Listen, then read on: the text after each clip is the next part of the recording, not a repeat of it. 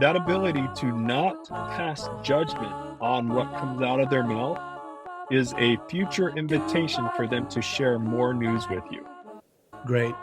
So I'll start with this Okay. question, Cameron. Okay. The question is, why are people so easily offended? Maybe that's not the question. Uh, Let's think of another way to approach this, I guess. I'll tell you why people are offended. Because 'cause they're Oh, offended. stop. Because 'Cause they're Oh, offended. stop. Because 'Cause they're Come on. I think I covered them all. You just offended everybody. So, honestly, though, I think the reason people are easily offended is because they assume that the other person is like themselves and are uncaring. It's actually those who take offense easily are generally and there's a difference, by the way, in my opinion, from being hurt, having your emotions hurt, and being offended. And, you can have your feelings hurt and not be offended, and you can be offended without having your feelings hurt. So, I can agree with that. people who are yeah, so people who are offended, they think the worst of others because they themselves are not doing great in life, in my opinion. So they might be So, pro so what you're saying, I'll rephrase this in a nutshell. They're projecting the way okay, they see the world on other people, and the yeah, other people I think that's right. may have different, how did you put it, motives, and they Mhm. might think their motives are similar to their own. The other people's motives are similar to their own. I'll give you an example of this. Yeah, This and this is interesting because okay, go ahead. one of the most interesting things I ever had happen to me was, you know, I used to way back when before I had kids, I would see and I was married and maybe my kids were little bitty. I would see other kids acting up and I would, because I didn't know any better, I would kind of pass judgment on the parents and say, "What kind of parents are those people?" Right? And Right. in my mind, I never said anything and I tried not to look at people cross. I didn't want to, you know, but that was what was going on in my mind, right? And then when my kids came along and were acting crazy in public, and I saw somebody just glance at me, I thought they were judging me. And it was because, I'm guessing, that was how I saw them back in the day. Now, what became really interesting was the minute my uh, more severe son on the spectrum came along and he was completely out of control, crazy. And I realized Yeah. that I couldn't care what other people think if I was going to serve him properly. So I pretty much, if somebody stared at us when he was having a meltdown in public, I didn't care. I just, I didn't, Mhm. I had too much, my hands were too full with my own son to care what other people were thinking. Right. And interestingly Right, enough, yeah. that was about the time that I realized when I saw other kids misbehaving, I had no judgment myself. The minute I stopped, Hmm. the minute I stopped judging other people, I didn't feel judged. Right. Now that is interesting, yeah. And, I think one of the it's interesting because you changed my mind. I was gonna say that maybe it's even a little deeper than that. Those who think they can understand someone else's motivations can get offended easily, but based on your story, I don't think that's true because you probably still think you can understand the other person's motivation, I do have more. but you s Yeah, I look at them differently, and I tell myself, I don't really know what's going on over there. I mean, they could be the yeah, perfect parent and have a child like my son who was completely out of control, and I'm not saying I was a perfect parent, but they could be. I yeah, wasn't, yep, but I was so wrapped up in helping him, I just didn't care. I didn't feel judged anymore because I didn't care if they did. I just didn't care if they did. mm, I wanted to yeah, put my attention on him and helping him. And I didn't feel judged anymore, right? I don't know what comes first, the chicken or the egg, because I didn't feel judged. Maybe I wasn't so judgmental, or maybe because I decided, you know what? I don't know what's going on with them. I know what's going on with me, and it ain't easy. And I don't know what's going on with them, so Mhm. I'm not gonna judge them. And maybe that was made me feel not judged either, right? And Hmm. I Yeah, didn't could care be. anymore. And maybe not feel judged is not the right word. I just didn't care if they did or not, right? I didn't have Yeah. time to focus on their feelings about me or what I assumed their feelings were. I had to focus on my son. And maybe that's kinda what you're Yep. saying too, is if you're working at something, why be offended? You're working at it. Maybe you know, right? You don't care if they're looking at you weird because 'cause you're working at it. Or you're trying to figure it out, you know? I don't know. It's I also have this other thought in my mind, which is if somebody offends me, if I feel like somebody hurt my feelings or offends me, and I don't really get offended much, but I think, "Why am Mhm. I offended? What is it about me that I need to fix so that I feel like they can't hurt me?" You know what I'm saying? So I always look Yeah. at it from that perspective, like, if somebody upsets me, I go, "Why did I let them upset me? Why did I let them upset me? Maybe it's something I need to work on because they're upsetting me, and I really shouldn't let people I don't know upset me. Or what Mhm. do I need to figure out about myself that I'm don't lack confidence in or don't understand or and it helps me, like you said, to not really you don't wanna we don't wanna apply motives to other people's actions. And that's really the first step in the whole process. But stepping away from it and saying, "Okay, if somebody's able to hurt my feelings, then I have some lack of confidence in some area, or I'm not trying hard enough, or maybe I need to figure out something I can fix, or so that next time somebody says it, I'm not Yep. offended or hurt by it because I'm trying, right?" One of my teachers, Craig Impey, in high school, had this quote, and he said, "Those who take offense when offense was not intended are fools. Those who take offense when offense is intended are bigger fools." And I just love that quote, you know? Yeah, I've got another I I got another Go ahead. quote for you, Okay. and I'm pulling it up on my desktop because this is one I heard that I thought was fantastic. "Those who boast about being brutally honest are usually more brutal than honest." Ooh, It's that's really cool. that is That cool, isn't it? I was watching a YouTube clip. There's a gal on YouTube, and, man, I wish I had a better memory. She is on the spectrum, and she works as a technician or a therapy technician for others on the spectrum, and she describes herself as the one who can bridge the gap because she is on the spectrum. She has autism spectrum disorder, and she works with those who are more severe, but she totally relates to them, and she puts out these YouTube clips all the time. One of my favorites was about being brutally honest, and she said, "Listen, if you're it's okay to be honest, but it's not okay to be brutal. So you need to figure out how to be honest without being brutal." And she gave some great examples, just really quick, and it was a minute-long clip, just well done. And she also did this other one on how to help remember to take your meds, and it was such a genius little technique that she had, and I've been following her for a few months now, and she every one of her little videos usually deals with, "Hey, if you're neurotypical, this is how to translate and interpret what's going on. If you're not neurotypical, this is what's going on." And she's able to understand both motivations or innate needs, and that also helps probably her not ever get offended. That's interesting. There's 2 things I'm thinking about now. One is this, is, there's this saying in the autism world that if you've met one person with autism, you've met one person with autism, right? Yeah. I'm not offended by the idea that somebody could be a bridge, right? That's I like that. That's interesting to me. That seems like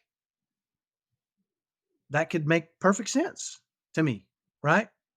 Yeah. Now, there are a lot of people that would say, yeah, but she's one person. If she thinks she's like the 100,000 other people, there's no way she's a bridge because she is one person on the spectrum. There's no way she can call herself the bridge between neurotypical and autism. There's no way, right? And I'm grinning because when we do that, we close the door to opportunities to learn, right? We say, No, not me, Yeah. not my situation. That won't work for me. My situation is different and completely unique. And by the way, they're right. It's completely unique, but you've just closed the door that may have opportunity for us to figure stuff out, right? To understand Right. different things. But there's a whole world of people that would be offended by her calling herself the bridge. And I don't think she called herself the bridge. Yeah, She called herself a bridge. That's a big difference. it Okay. is, but the same people that I just described would still have the same. You are right. You are absolutely correct. A bridge. But now there has to be Mhm.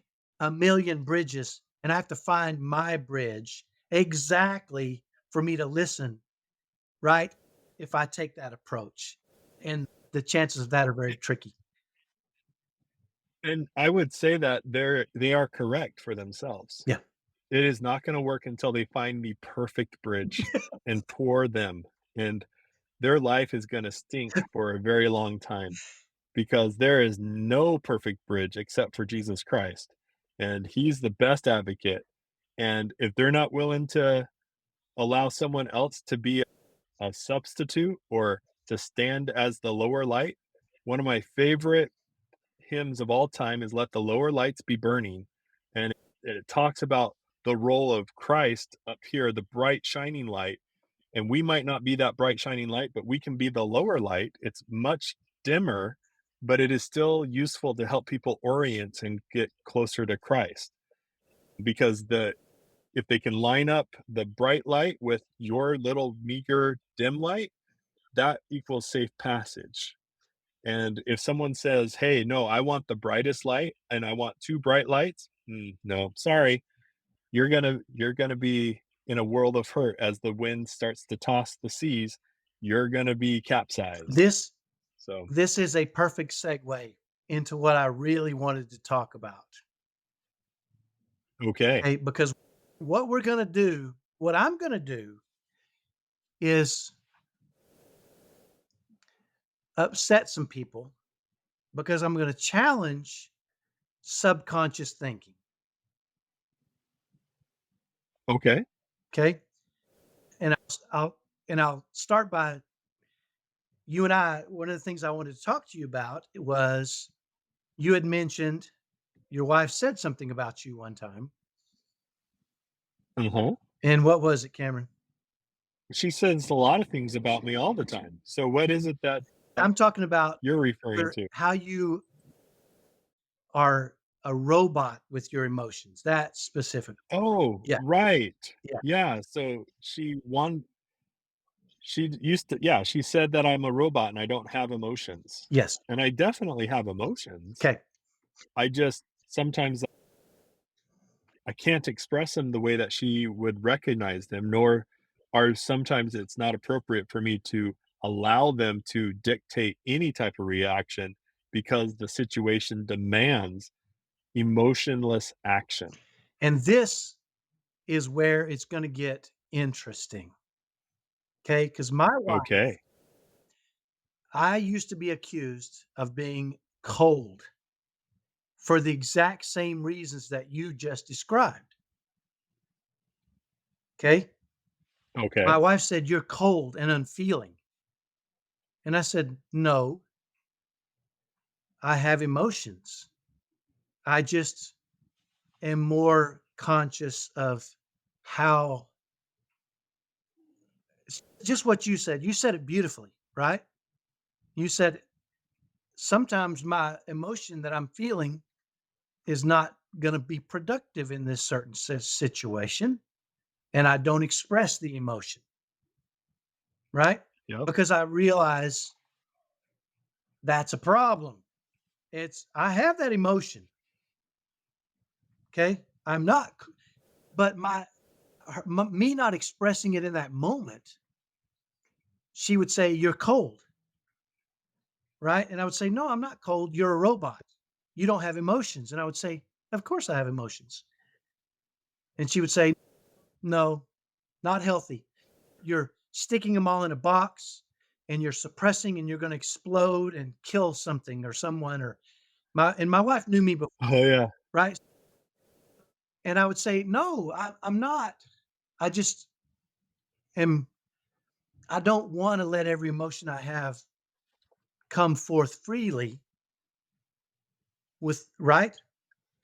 And this was a battle Yeah. we had for a long time, right? And here's where it got interesting. Is I think I've told you the story. At one point, my wife was overwhelmed with worry for the future of our kids. And she got out the cost formula and she realized that was a challenge and it was keeping her up at night. And she wasn't getting good sleep and she was nervous about everything they did. And could she get them into the right therapies? Could she do this? Could she do that? Was she being a good mom? Was she, all of these things? I'm making a mistake here. Am I giving them what they need?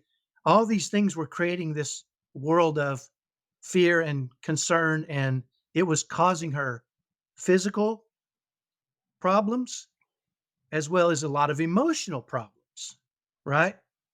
Mhm.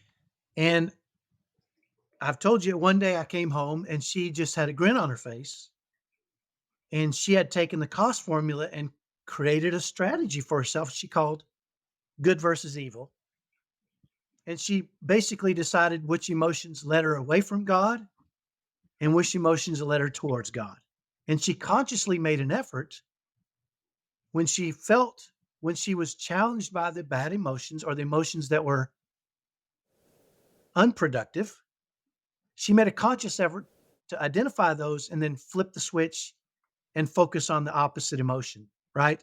And I even grabbed the sheet of paper, you know, obsession versus calmness, right? These are Mm. opposites of this is what she wrote. Worry versus comforted. These are opposite emotions, right? Doubt versus belief. Yeah. Discouragement versus encouragement. Confusion versus enlightenment. This is a list of emotions she made that she knew when she felt those emotions, when she was tempted by those emotions, they were going to run her away from goodness and take her Hmm. in a direction that didn't lead her to happiness and joy in God. Right. And so she Yeah. made this conscious decision to, and in doing so, it changed her dramatically. Right. She became much more calm and she wasn't so stressed out. When things went wrong, she wasn't so stressed out. She would just say, I'll take care of it. And it's not the end of the world. Right. She really was very good at it. And at one point, she came to me and she said, "This exercise taught me something about you."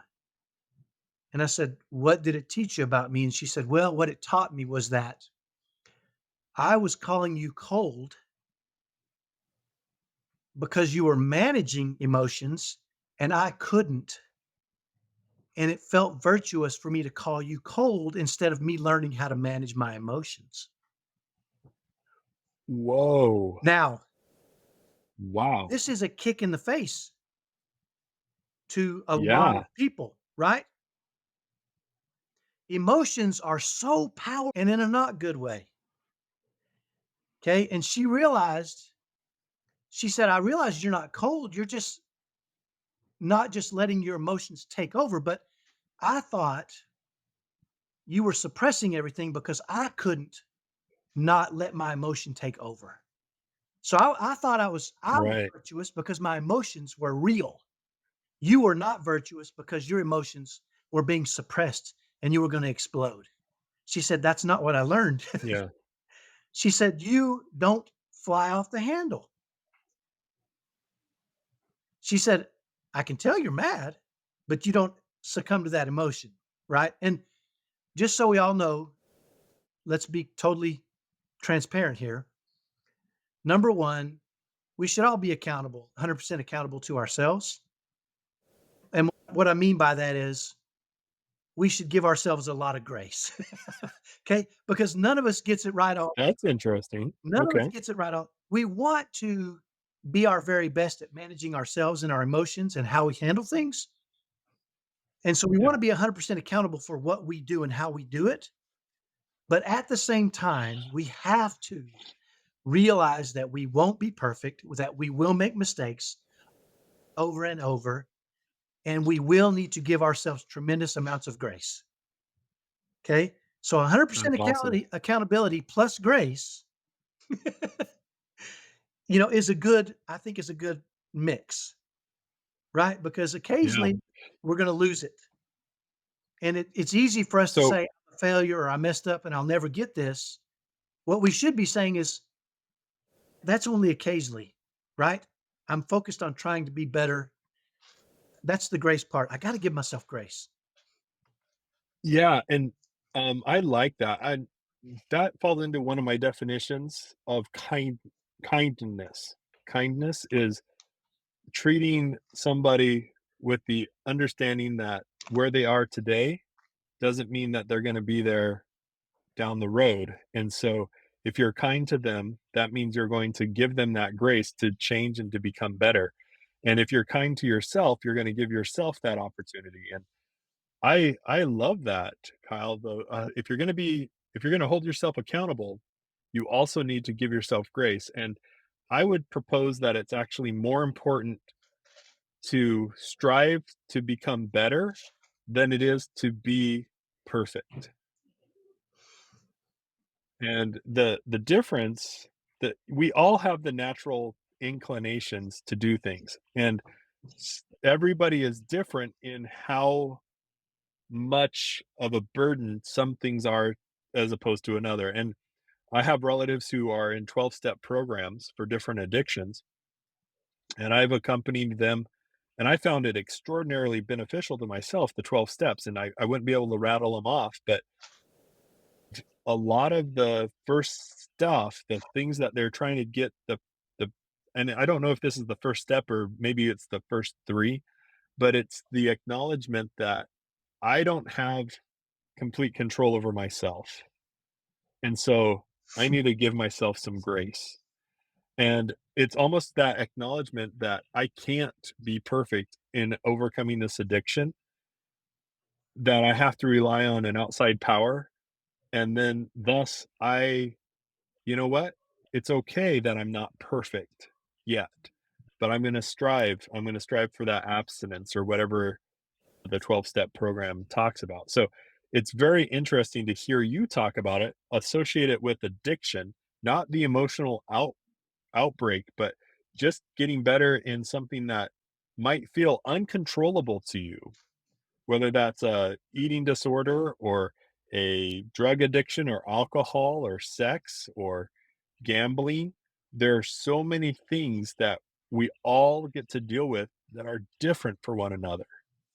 And if we can get better than we were last month or last year, even if it's just a small increment, that's pretty huge. That's awesome success. And when go ahead. I see you're about to No, jump in. no.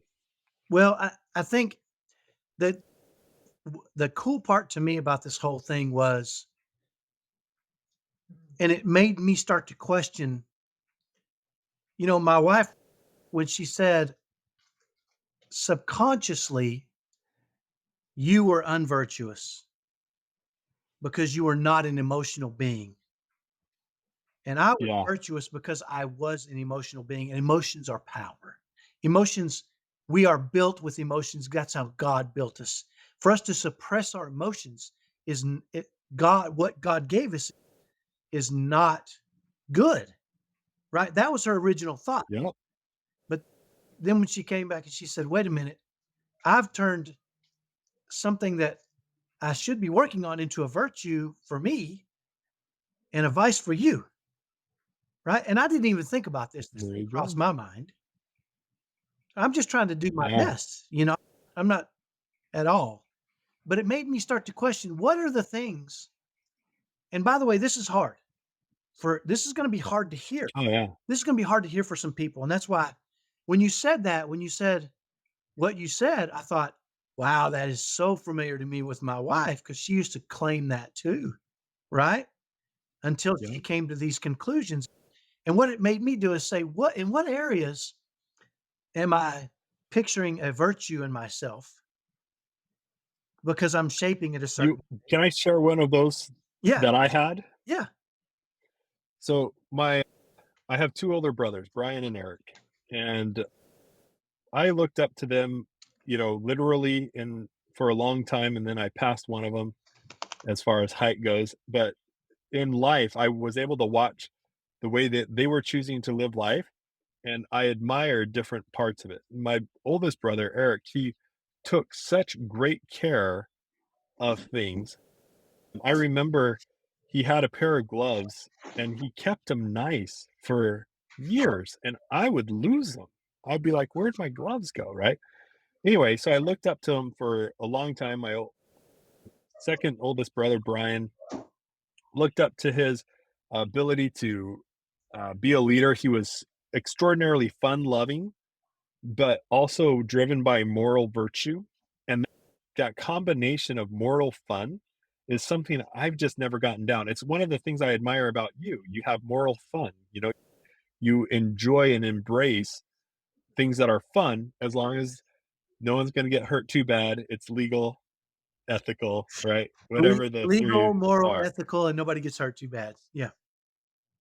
There you go, right. Even if too bad means stitches or butterfly bandages across the forehead. Right. By the way, if you haven't listened to that story, go to one of our previous podcasts. Kyle talks about it. It's hilarious. Anyway, I when I got married, I was the first one to get married. And there was a little bit of me that was satisfied that this was pretty much the first thing I had done before my brothers had. My brothers went to college before I did. They both served missions before I did. And so I was the first one married. And then I was the first one to have kids. And there was a little bit of that satisfaction. I wouldn't say pride Yeah. because it didn't, it wasn't like, "Ah," it was like, I guess I'm now doing something that my brothers haven't done. And then as I started having more kids, I was satisfied with one. My wife wanted a large family, so we had another 7. And as I raised them, I would watch how much effort my brothers would put into trying to get their kids to do things. To they would they expended a ton of energy trying to get them to behave a specific way or to do certain things. And this was years ago before I learned, Mhm. okay? I looked at it and I was like, wow, I am so glad that I'm able to chill out about things that just aren't that important and not force my kids to do things that are that hard that aren't that important. Okay. Then my life became a living hell by definition. And the I looked at how I had not prepared my kids to do hard things because I didn't force them to do anything that was hard that I didn't feel was that important. Yeah. So then when things that hit that were important, that were extraordinarily hard, they didn't have any muscles for it. And I actually remember sending my brother and my sister-in-law a text. This was in the middle. I think we had 2 broken backs by that point, 3 heart surgeries, no, 2 heart surgeries, cancer diagnosis, lung abscess, 6 surgeries for my wife. My nephew had committed suicide. My son had been in the hospital at least 3 times by this point, and this is where I started learning that you can't remove stimuli from life to help someone get better. So, I remember sending my brother Brian and his wife Tara a text, just thanking them for their example of helping their kids learn to do hard things simply because it was hard, and by in reality, I think everybody would admit that what they were trying to get their kids to do wasn't that important for their lives. Being able to do hard things, and this was what they chose to do, that if they ultimately failed at, it wasn't going to destroy their lives, but they wanted them to get used to doing hard things. I had never done that. So my oldest 4 kids are all affected by the early years of where I was mm, virtue signaling internally, like what you described. In my heart, I was satisfied or a little prideful that I wasn't forcing my kids to do these hard things that I didn't think were that important. And I would look at them and go, wow, all that effort, all that time. Well, you know what? Their kids are were far more prepared for difficult and hard things in life, knowing that they could overcome them because they had a pattern of doing hard things. I, on the other hand, had to learn to start to help my kids do hard things in the middle of crisis. And that is not when you wanna learn how to do hard Yeah, things. yeah. So, for me, what a great opportunity to reflect back and see that was one for me.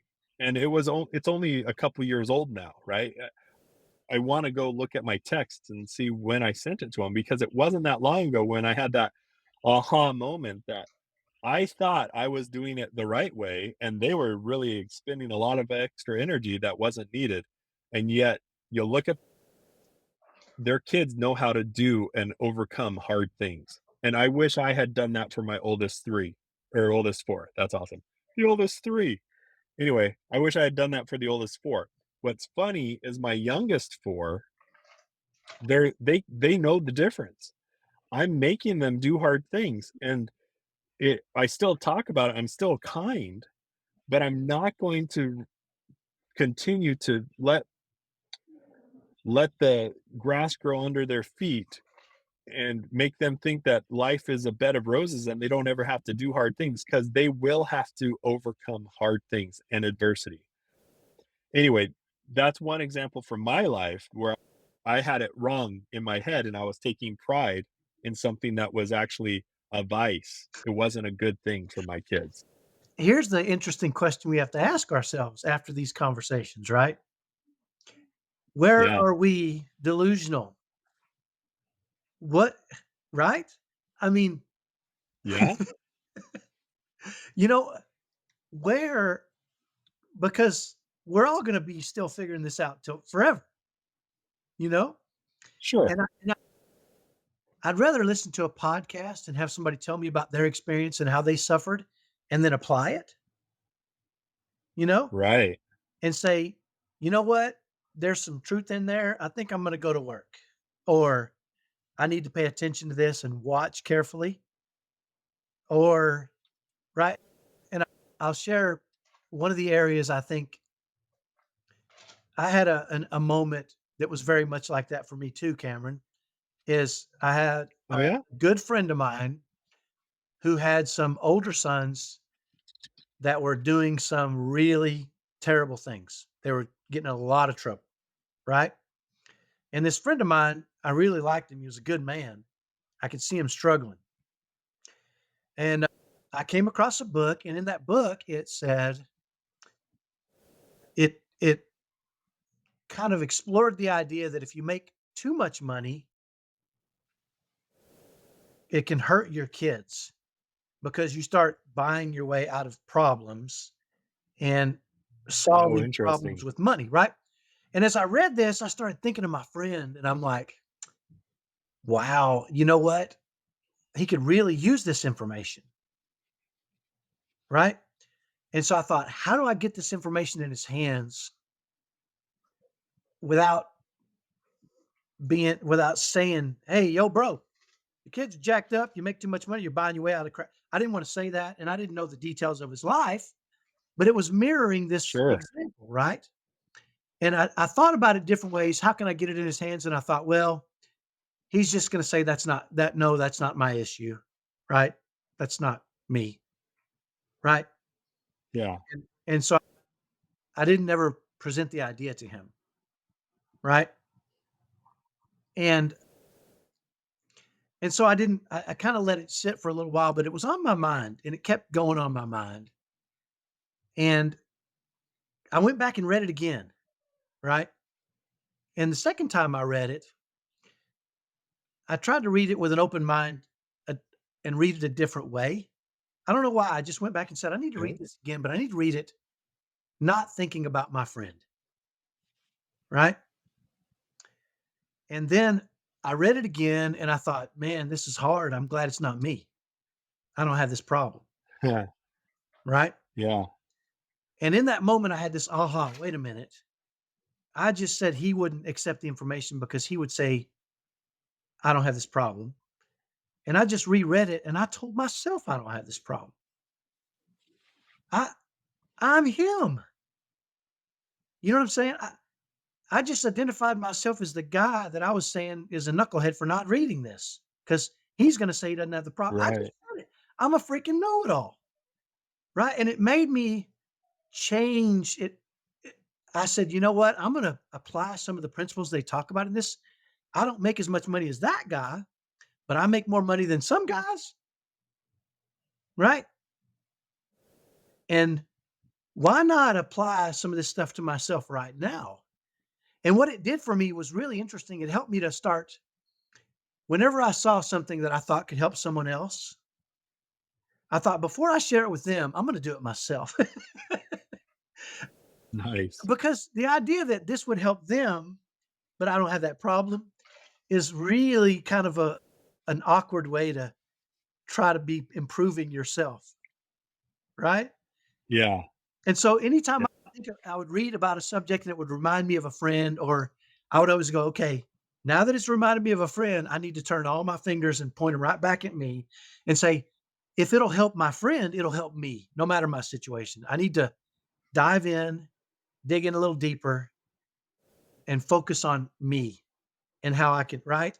And it kind of opened up a new world to me of, you know, we all listen to a lot of stuff and we read a lot and we're always trying to get better, but we go through these times, I think, when we hit plateaus, right? And I don't know Sure. if I'm sure this has happened to you. You read book after book after book, and then you start feeling like you're reading the same crap over and over again. And you're like, is there nothing new? Right? Is there, I mean, it's a different slant on the same stuff, and you kind of plateau. And it feels like you're not really advancing sometimes, you know? And I think that is when I think it's time for us to say, okay, and I liken it to, playing, let's say you're playing tennis, right? And you learn how to do a Okay. forehand, you learn how to put your feet, and you learn how to swing, and you learn how to, make contact. And at what point, what part of the racket you should hit on the ball, and should you hit it in front of your body or behind your body, right? All these little things you learn and you practice over and over. And then you get to a point where that practice becomes monotonous. And in that moment is the time when you should say, okay, now I've got to apply it into my life, into my game, right? I don't need Right. to practice this. I need to play a game and let this be a part of it should be, like we talked about basketball, it should be my core, right? It's time for me to take this information and make it part of my core.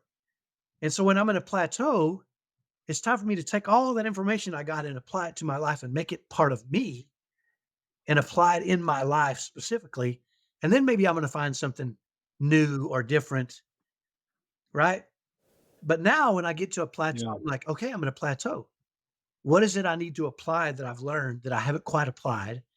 What exercises do I need to do to strengthen these new learning muscles? But always be on the lookout for those extra things, right? And challenging ourselves to say, Mm. you know, like you said, it's a virtue for me. It's a vice for someone else, you know, That's right. because it's easy to do that, right? I got this part figured out. Yeah. That's the So nail in the coffin, right? Well, I got this part figured out. That's the nail in the coffin. That's when you're in trouble. so I don't think I've ever felt like I've plateaued. And maybe it's because you and I approach things differently.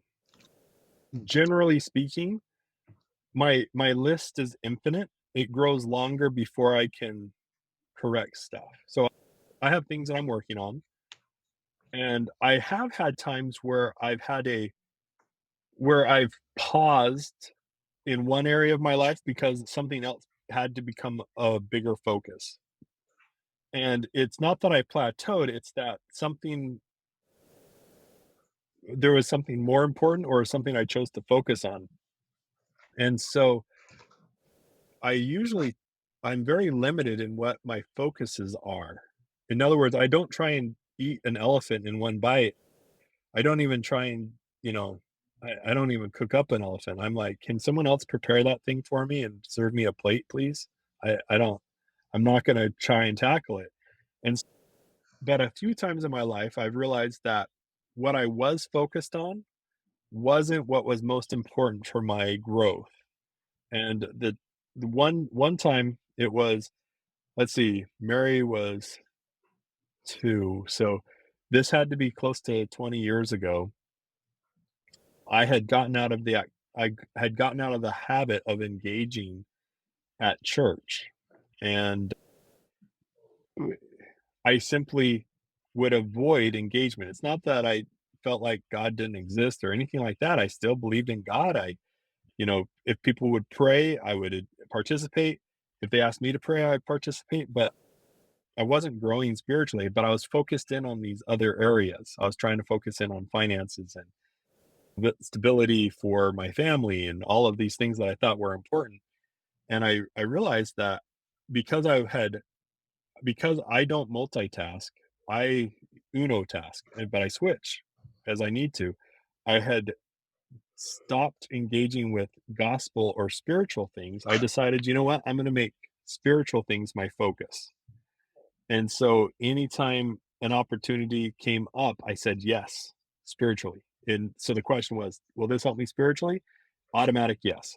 If it didn't help me spiritually, then I would weigh it and choose whether or not I was going to participate. And I experienced a huge upswing in growth. And what was interesting, Kyle, is with that focus and that huge upswing, the rest of my life followed. So I was focused in on one area, but the rest of my life really did improve. And then I got to a point where things were churning, things were going well. I was engaging in all aspects. You could call me at 2 o'clock in the morning to come and minister to the sick and the afflicted. I would be there, no hesitation. And people knew they could count on me. So I got into a nice rhythm. Then I started dealing with other things in life and made that a focus, and it didn't harm or take away from the spiritual aspect. It just took less I didn't have to expel as much energy towards the spiritual side. So some people might call that, plateauing in spirituality, and I would absolutely disagree with them. I was continuing to draw closer to Christ. I was still, improving. There was things I was trying to, overcome. I was repenting. I was still progressing, but my focus and where my energy was spent was in a different spot.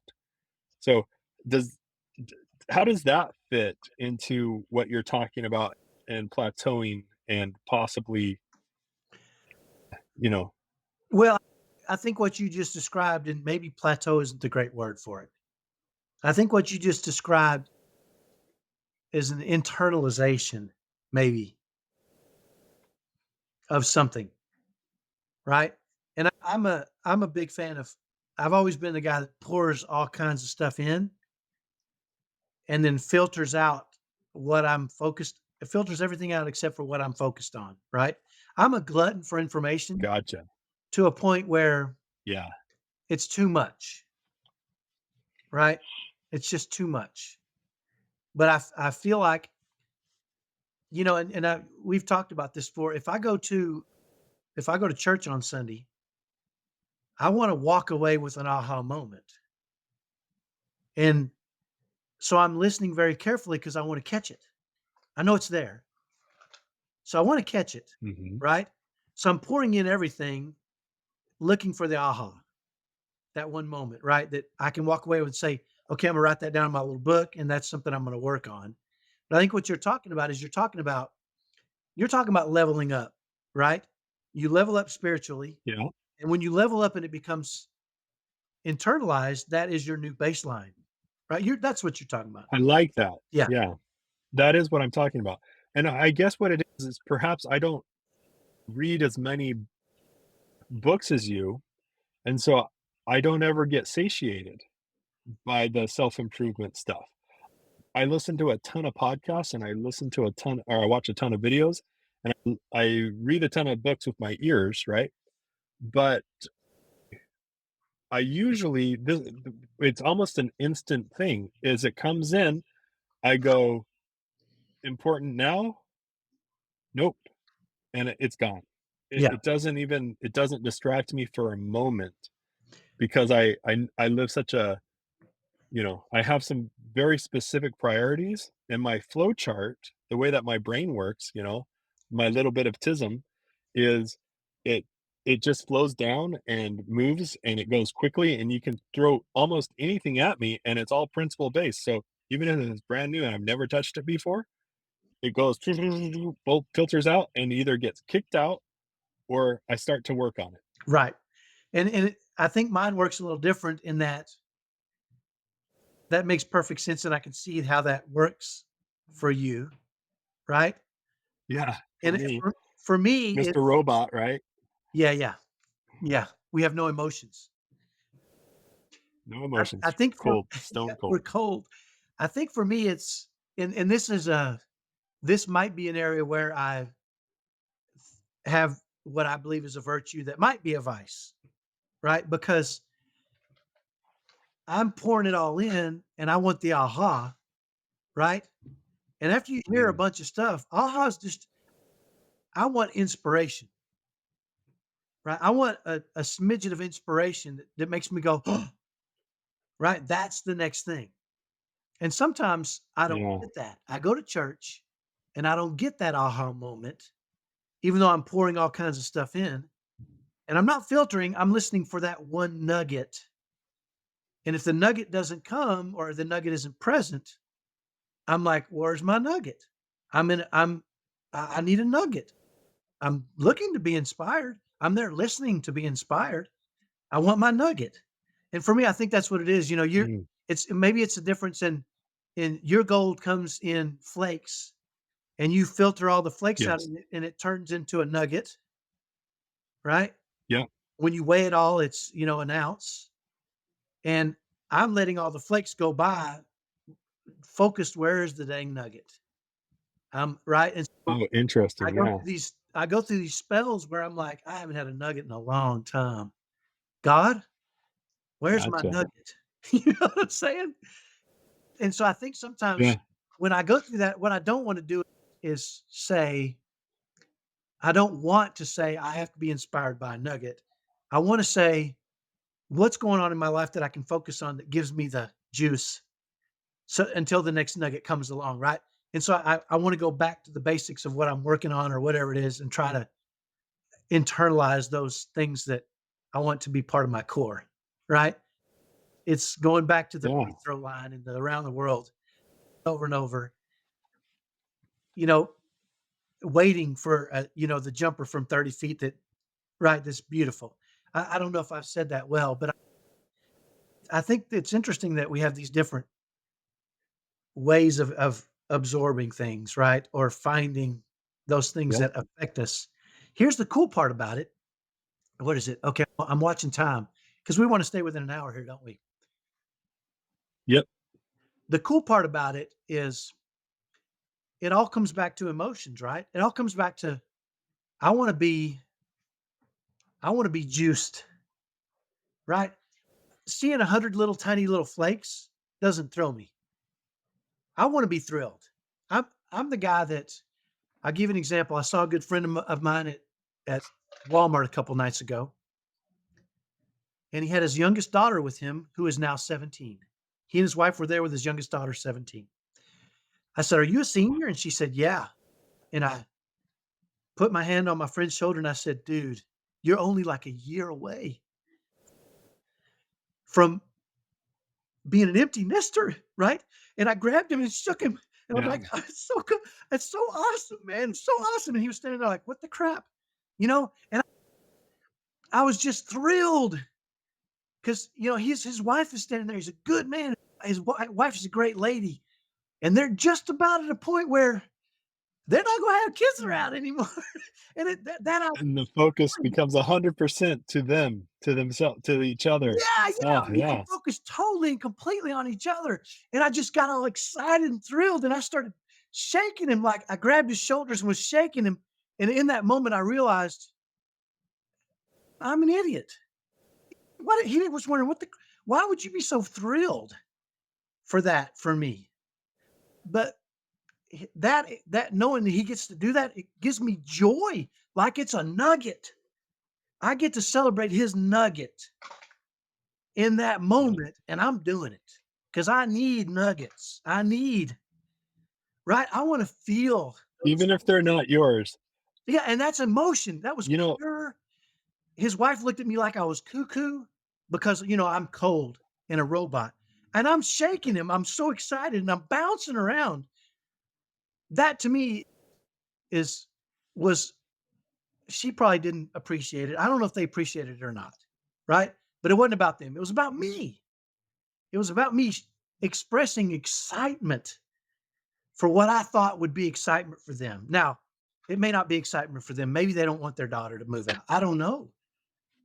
Right? well, But funny story, I had a very similar experience. I was, I went to the wedding of my good friend, it was actually Will Martin, you know Will. yeah, His daughter got married, and so we were invited to the ceiling, and I was so excited for him, and I'm like, "Wow, this is so awesome." And he's like, "This is so hard." I was like, "What? yeah, How is this hard?"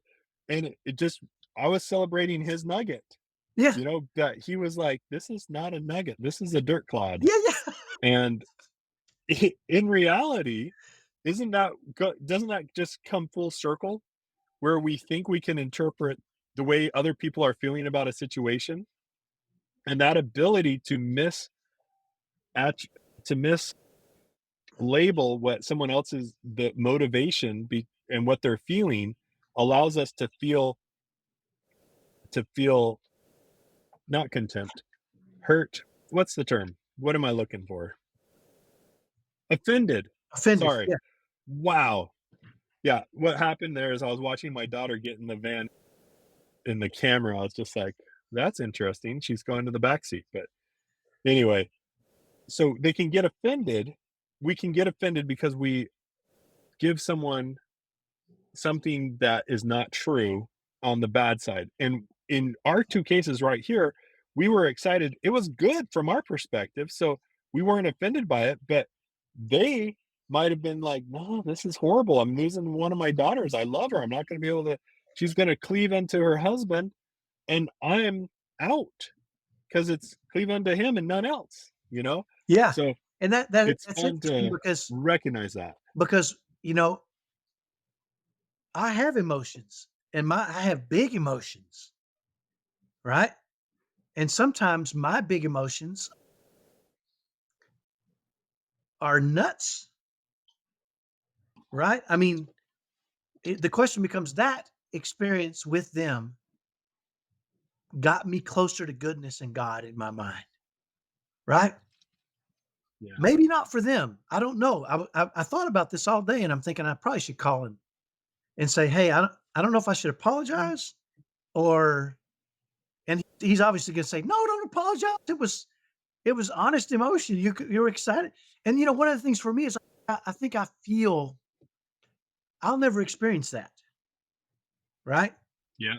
I'll never experience that, and that's an exciting idea, and I don't get to experience it. So I'm going to try to experience it somehow, and if that's through you, I I don't I'm not trying to offend. I'm just excited for you.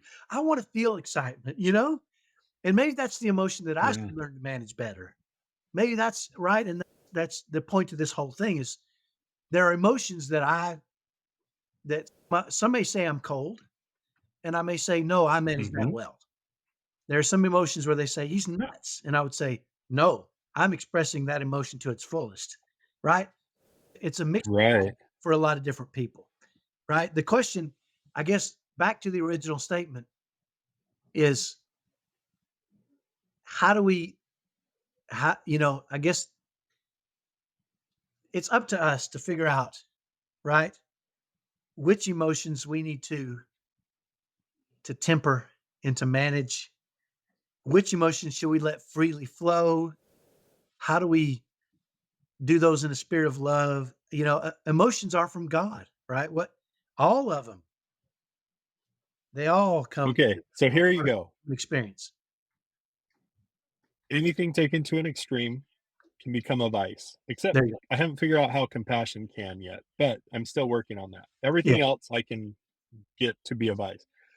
One of my I Sarah and I took parenting classes when we were first married, and then we took the same parenting classes after we had a few kids. One of the things that has stuck with me and resonated was how to respond to your children during times of heightened emotion. And that is, notice I didn't say at times of awful emotion, and I didn't say during times of great emotion, during times of heightened emotion. And this was by Gaylor. His name's Gayland. Anyway, Gaylord? No, I don't know. Ball. His last name is Ball. Great kid. And I say kid because he's way older than me. But he he said if your kid comes home and says, "Dad, I'm pregnant," your response should be, "Oh." And if they come home and they say, "Dad, I've wrecked the car," your response should be, "Oh." And that ability to not pass judgment on what comes out of their mouth is a future invitation for them to share more news with you. great, great, great. And so for everybody out there, until I know how they feel about it, I try and I fail all the Yeah, time. I just failed at the ceiling of my good friend's daughter. I try and wait for them to acknowledge, "Hey, is this a dirt clod or is this a piece of gold?" And if you can just give it time and say, "Oh," and get more, then you can then say, "Oh, well, I'm excited for you," or "I commiserate with you. I have compassion for you." And that invitation for future sharing is something that parents, we shut it down way too much. When they come in and they say, "Hey, I'm pregnant." "Oh my goodness, that's horrible." Well, what if your daughter's been trying to get pregnant for the last 5 years? Right, and just hadn't told you, and it hurt so bad that she just said, "Oh, yeah, we don't want kids, we don't want kids, it's fine." But internally, she's dying every month because she cycles and she doesn't have that opportunity to have a baby, you know? And then she comes in, and you, from her past experience, she said she doesn't want kids, and she says, "Dad, I'm pregnant." And you go, "Oh, I'm so sorry," but she's excited. You don't know. right. You don't know. So to allow ano invite her to share more in the future by responding, "Oh." Yeah. And then once she tells you how she feels about it, have compassion either way. To try and figure out how to support her and deal with the consequences of what she just shared. And that does take emotional management. That Yeah, I would call it emotional discipline. discipline is a better word. And that's So, not cold. That's not robotic. That's nope. not cold. That is discipline because you want a certain outcome. You want them to be able to talk to you about anything. Yeah. And I think that's really where the difference is and maybe that's the point of this whole thing is to let's all caution ourselves on saying somebody's too emotional or not emotional enough. Right? Yeah. And what I Or, never did was I never "Hey, told that my shouldn't wife bother you." Oh, yeah, I never told yeah, you yeah, never I never told your told wife my that? wife, "You're being too emotional." I knew that wasn't a good idea ever. So I never said that, right? Yeah. I think there are probably people that uh, but she did say, "You're cold," to me on occasion, right? And that's okay. I wasn't offended by it. I just didn't really know I didn't understand the details of it, right? Again, thank goodness I wasn't too offended by it because I could have said that might be the other thing. If she'd have said, you don't have emotions, you're cold," and I would say, "Well, you're way too emotional. Let's meet in the middle." I don't think that would have gone very well for us. No, it wouldn't have.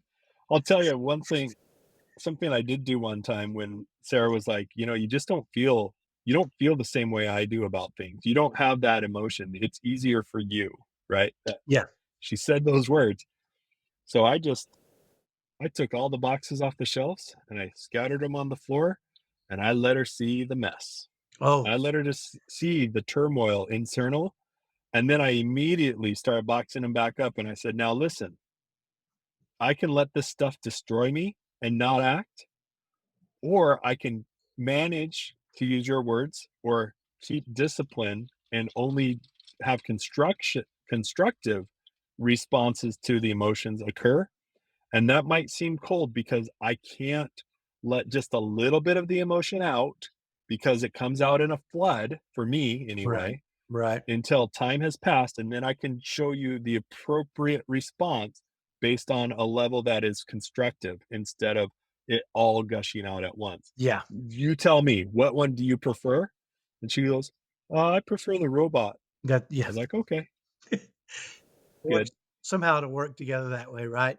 Yeah, you're right. It's Yeah. and you said it best, in heightened moments, right? Yeah. That is when it requires discipline. And I think that's really what we're attempting to do. The cold and robotic men out there, we're attempting really to have some sort of emotional discipline because a Yeah. lot of our emotions are, you know,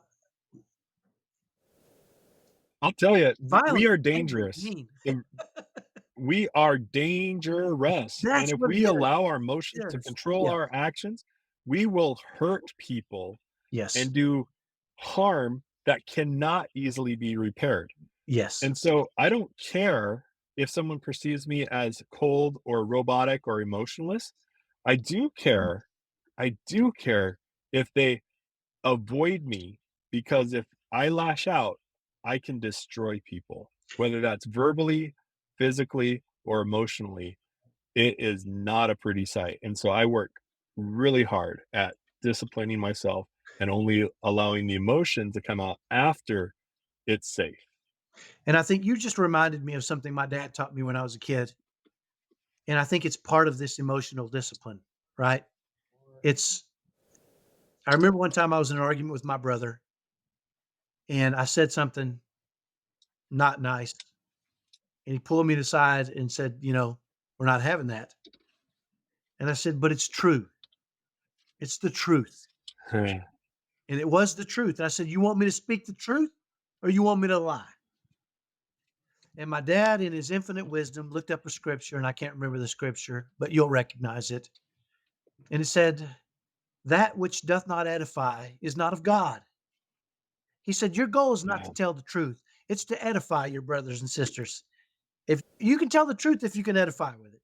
So I don't want to hear this truth crap anymore. If I don't care if it's the truth or not, if it doesn't edify, don't say it. Keep it in your mouth and don't spit it out." Right. And it really was a nice. powerful thing for me and it's really that, you talked it, we may seem cold or robotic, but sometimes we don't need to say what we think, right? It's a bad That's right. idea, especially in those heightened Mhm. moments. It's a better idea for us to keep our mouths shut, steam a little, maybe, whatever it is we do, try to be as thoughtful as we can.